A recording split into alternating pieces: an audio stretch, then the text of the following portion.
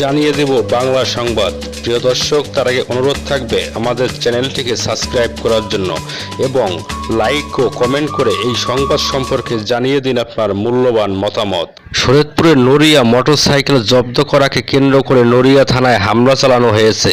সংশ্লিষ্টদের দাবি, এই হামলায় জড়িত বিএনপির সহযোগী সংগঠন ছাত্রদলের নেতাকর্মীরা। বৃহস্পতিবার রাতে এ ঘটনার ভাঙচুর করা হয়েছে। থানা কমপ্লেক্স দুটি কক্ষ, মারধর করা হয় এক পুলিশ কনস্টেবলকে। আহত পুলিশ সদস্য মোহাম্মদ বিল্লাল বর্তমানে রাজধানীতে চিকিৎসাধীন। থানায় হামলা ও ভাঙচুরের ঘটনায় 9 জনকে গ্রেপ্তার করেছে পুলিশ। পরে তাদের গ্রেপ্তারে দেখিয়ে তোলা হয় আদালতে। এ ঘটনায় 24 জনের নাম উল্লেখসহ 20 থেকে 25 জনকে আসামি করে পুলিশবাদী হয়ে একটি মামলা করেছে পুলিশ।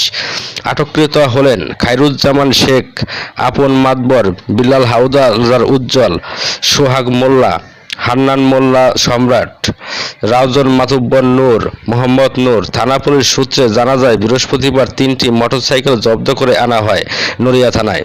বৃহস্পতিবার রাতে মোটরসাইকেলগুলো ছাড়িয়ে নিতে থানায় আসেন স্থানীয় ছাত্রদলের কয়েকজন নেতাকর্মী। এ সময় তারা মোটরসাইকেলগুলো কাগজপত্র দেখাতে পারেননি। এর জেরে মোটরসাইকেলগুলো ছাড়তে অস্বীকার জানানো হয়।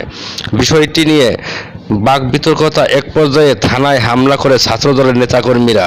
নড়িয়া থানার ওসি আলসলাম হোসেন বলেন, ঘড়িসার এলাকায় কতিপয় যুবক সোমাইয়া নামের যুবককে অপহরণ করতে গেলে টের পেয়ে স্থানীয় ধাওয়া করে, তখন 3টি মোটরসাইকেল ফেলে ওই যুবকরা পালিয়ে যায়।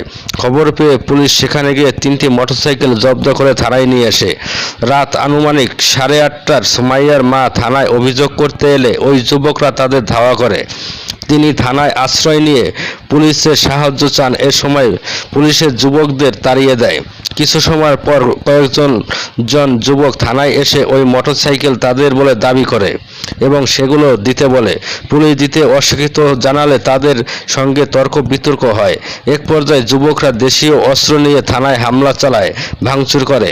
তাদের ঠেকাতে গিয়ে বিল্লাল নামে এক কনস্টেবল গুরুতর আহত হন। পরে হামলাকারীদের মধ্যে 9 জনকে আটক করা হয়। ওসি বলেন, এ ঘটনায় এসআই আল আমিন বাদী হয়ে একটি মামলা করেছেন। আটককৃত 9 জনকে সেই মামলায় গ্রেপ্তার দেখিয়ে আদালতে পাঠানো হয়েছে।